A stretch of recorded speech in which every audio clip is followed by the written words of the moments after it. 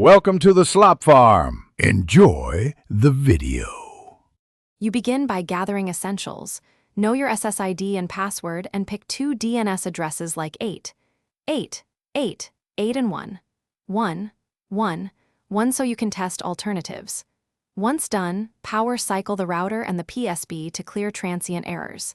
Next, on the PSB, go to Network Settings, create or edit an access point, and choose Manual for IP settings. Make sure to keep DHCP enabled for IP, but switch DNS to Manual, so you can input the alternate servers. You now change the DNS fields directly. Select Primary DNS and type 8, 8, 8, 8, then enter 1, 1, 1, 1 as secondary or use 8, 8, 4, 4 if preferred. While you're here, leave IP address and DHCP settings unchanged to avoid address conflicts, only override DNS. After saving, test the connection with the PSB's network test. If it passes, you've resolved the lookup issue. If not, repeat with the alternate DNS pair.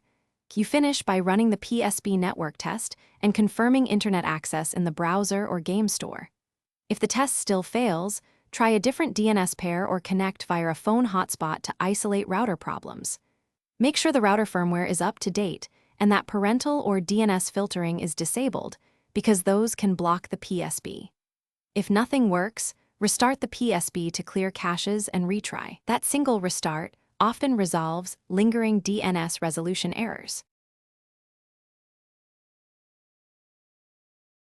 Thanks for watching. Consider subscribing if we helped you today.